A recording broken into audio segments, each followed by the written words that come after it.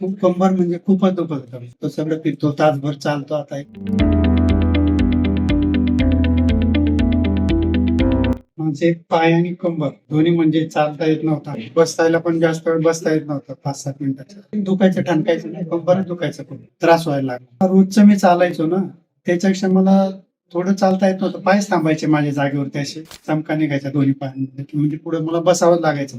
बसताही येत नव्हतं जास्त वेळ सोफ्यावर किंवा खुर्चीवर. लोळायला लागायचं. मग खूप कंबर म्हणजे खूपच दुखत होतं. तुम्ही हे सांगितलं की तुमची नस दबली गेली, तुम्हाला ऑपरेशन करावंच लागेल.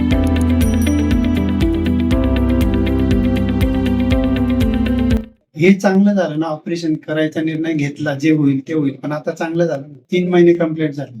तो सगळं फिरतो, तासभर चालतो आता. खूप आहे, 1 तास कंटिन्यू चालायचं सुरू झालं. मी ओके झालो असं म्हणतो, पहिल्यासारखं झालं. जे लोक म्हणत होते की तुम्ही ऑपरेशन करू नका, विचार करा.